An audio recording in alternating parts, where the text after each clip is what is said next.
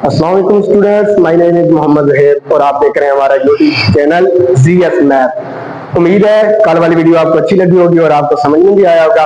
अगर आज वाली वीडियो आपको अच्छी लगे तो लाइक और सब्सक्राइब करना ना भूलें और बेल आइकन के बटन को प्रेस करना तो बिल्कुल ना भूलें, ताकि हमारे आने वाली हर वीडियो का नोटिफिकेशन आपके पास जल्द से जल्द आ सके। आज हमने पढ़ना है इक्वल मैट्रिक्स। इससे पहले कल वाले को रिवीजन कर लेते हैं। कल हमने पढ़ा था ऑर्डर ऑफ मैट्रिक्स को।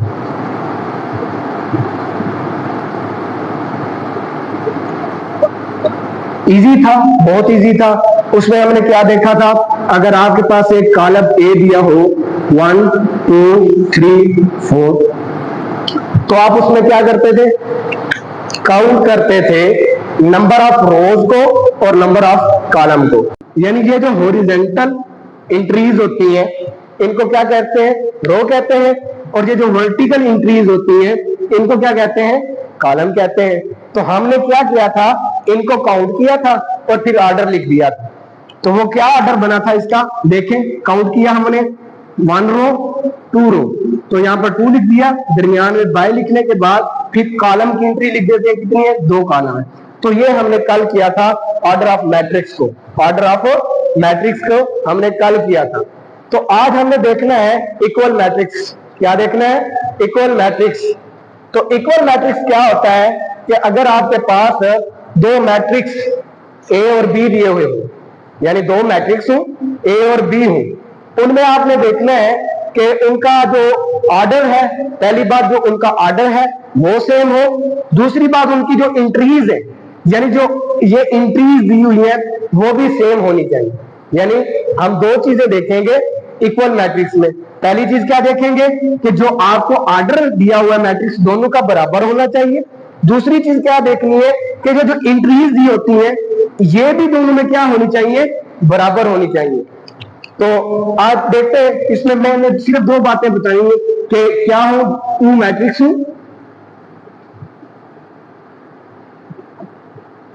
ए एंड बी। तो फिर क्या हो कि उसमें पहली चीज मैंने क्या बताई है कि आपका जो ऑर्डर है दोनों का, ऑर्डर ऑफ ए बराबर होना चाहिए ऑर्डर ऑफ बी के। दूसरी चीज मैंने आपको बताई है कि क्या हो, इंट्रीज जो है, जो अरकान है, अरकान या इंट्रीज एक ही या एलिमेंट कह ले, इंट्रीज भी क्या होनी चाहिए, सेम होनी चाहिए। तो ये है इक्वल मैट्रिक्स। यहां से शॉर्ट क्वेश्चन आ जाता है 2 नंबर का कि इक्वल मैट्रिक्स की डेफिनेशन क्या है। आप वो कहेंगे if A and B 2 matrix, then अगर वो ये तो कंडीशन फॉलो कर रहे हो, order of A is equal to B and entries same हो, then these 2 matrix are called equal matrix. तो अब नेक्स्ट देखते हैं, इसकी एग्जांपल देख लेते हैं। यहां पर एग्जांपल देखते हैं, एग्जांपल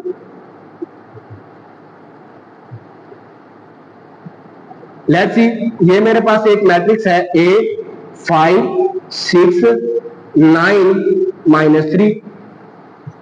अच्छा, यहां से अब मैं बी ले लेता हूं, एक मैट्रिक्स बी है मेरे पास, वो है 2 + 3 3 + 3 और ये 9 और ये -3।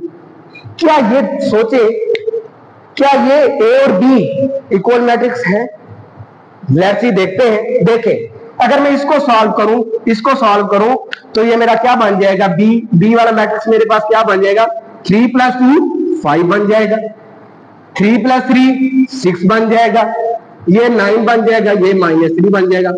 देखो, ए की 5 6 9 -3, बी की 5 6 9 -3। अच्छा जी, पहली चीज तो होगी कि इंक्रीज तो सेम होगी। अब ऑर्डर देखते हैं। देखें, इसका ऑर्डर क्या है, 1 रो 2 रोज 1 कॉलम 2 कॉलम, यानी इसमें 2 रोज है 2 कॉलम, यानी इसका ऑर्डर क्या है, 2/2 है। और इसका देखें तो इसका भी तो 2/2 है। तो ये क्या है, इक्वल मैट्रिक्स है। ठीक है, तो ये इक्वल मैट्रिक्स का मैंने आपको बताया क्या होता है कि आपके पास उनका एक तो ऑर्डर दोनों का सेम होना चाहिए, दूसरा उनकी जो इंट्रीज है, यानी जो जो एलिमेंट उनमें दिए होते हैं वो भी सेम होना चाहिए। अब एक और एग्जांपल है वो आपने मुझे बताना है कमेंट में आपने कमेंट में बताना है कि ये इक्वल मैट्रिक्स है या नहीं। अगर है तो आपने यस लिख देना है, अगर नहीं है तो आपने नो लिख देना है। ये ए है फॉर एग्जांपल, ये 5 6, और यहां से ये बी एक मैट्रिक्स में लिख रहा हूं, ये मैं लिख रहा हूं 2 -3 5 6। ये क्वेश्चन है आपका, ये असाइनमेंट नंबर 1, और ये आप खुद करेंगे ना तो आपको इजीली ये अंडरस्टैंड हो जाएगा कि इक्वल मैट्रिक्स में हम क्या करते हैं, इसलिए ये आपको मैं असाइनमेंट देता हूं। तो दूसरा कुछ नहीं ले लेते हैं, 5 -9 3 2, और ये ए है, एक डब्ल्यू ले लेते हैं बिल, यहां पर है 2 -3 -9 5 3 6 और 3 कर देते हैं। आपने ये बताना है कि ये दो मैट्रिक्स, ये जो मैंने असाइनमेंट दी है, ये इक्वल मैट्रिक्स है या नहीं। अगर है तो यस लिख देना है, अगर ना हो तो फिर आपने नो लिख देना है। तो ये इक्वल मैट्रिक्स के बारे में आपको मैंने एक्सप्लेन किया कि क्या होता है।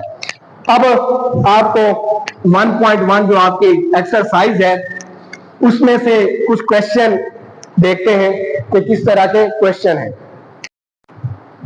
अब आपको एक मैट्रिक्स ए दिया हुआ है, ये क्वेश्चन नंबर 1 है, 1.1 का।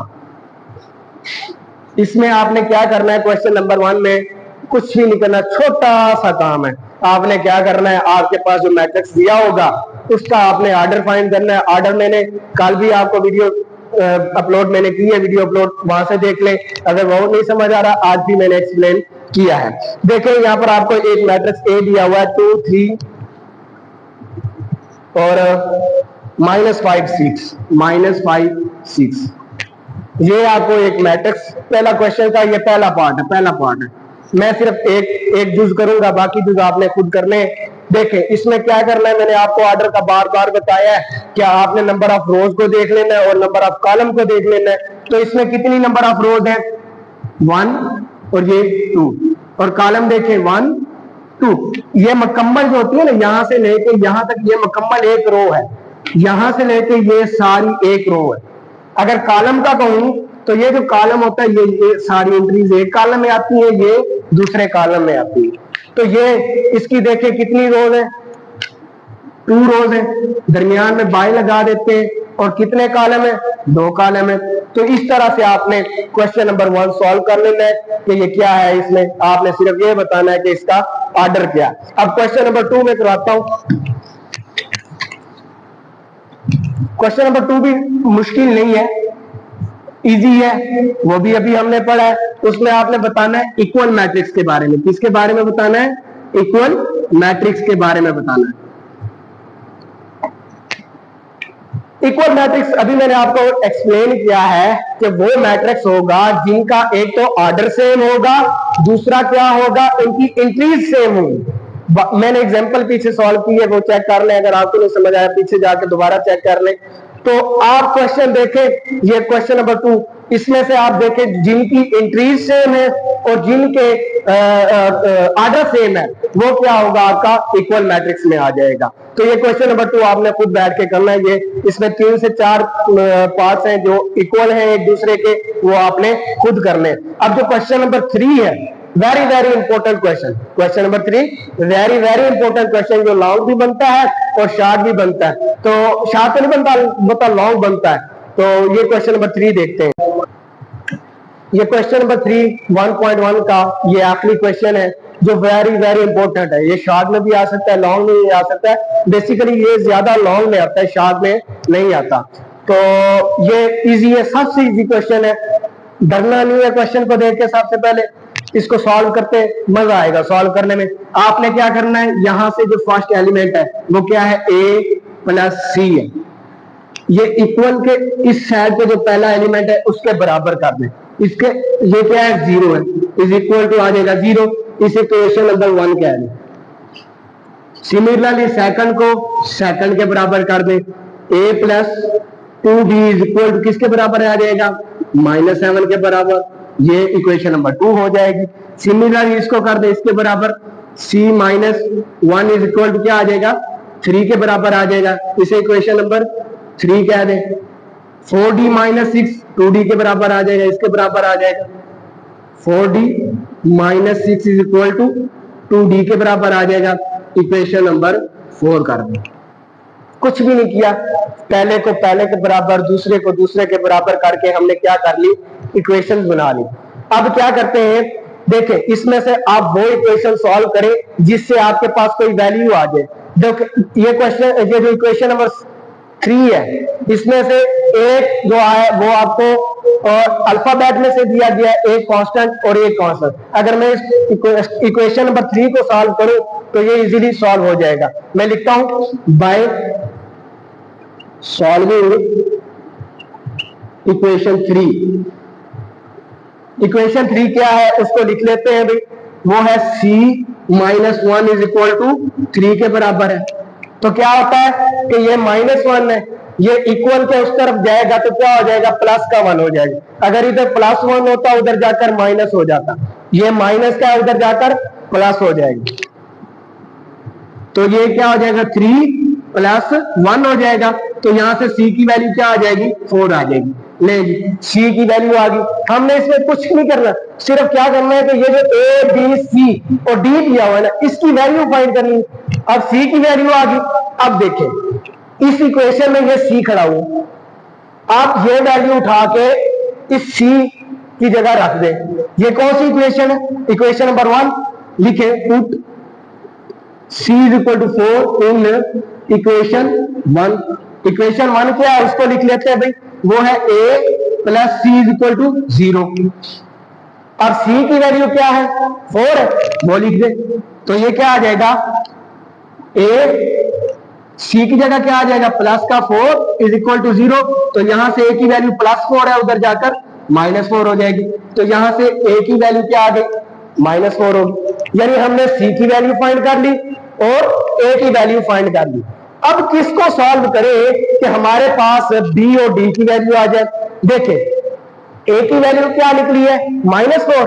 इस इक्वेशन में ये देखें, ये a खड़ा हुआ, अगर ये -4 मैं इधर पुट कर दूं तो यहां से b की वैल्यू आ जाएगी।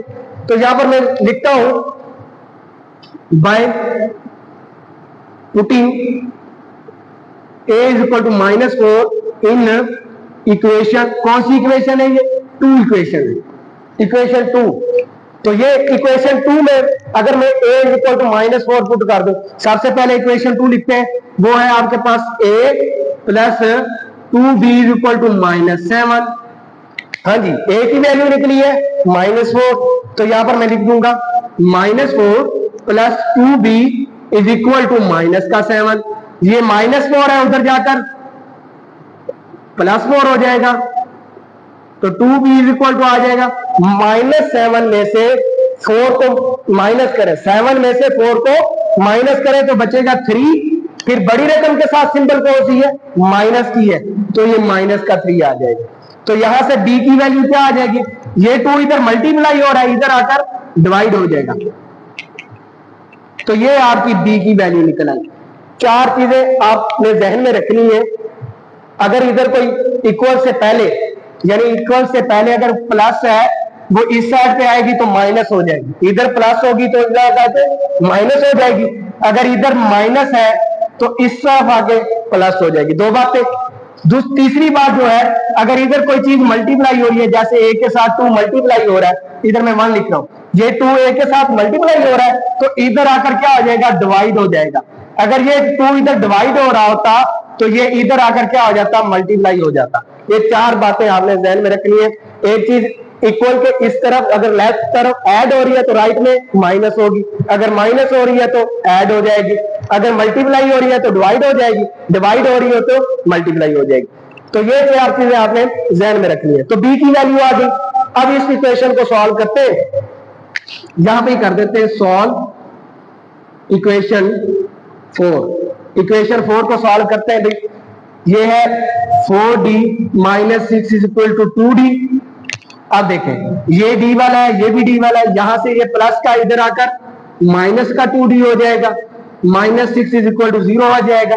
यहां से क्या बच जाएगा, 4d में से 2d चले गए, 2d बच जाएगा भाई, ये आ जाएगा। माइनस का 6 है, उधर जाकर प्लस का 6, यहां से डी की वैल्यू क्या आ जाएगी, ये 2 इधर मल्टीप्लाई हो रहा है, इधर जाकर डिवाइड हो जाएगा और डी की वैल्यू आ जाएगी 3।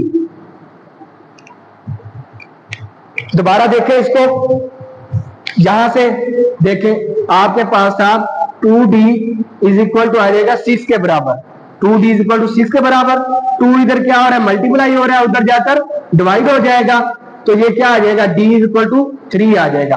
तो ये क्वेश्चन बहुत इजी है, ये लॉन्ग क्वेश्चन भी आता है और शॉर्ट क्वेश्चन भी आता है। अगर वीडियो आपको अच्छी लगे तो लाइक करना ना भूलें ताकि हमारी मेहनत का फल हमें मिलता रहे।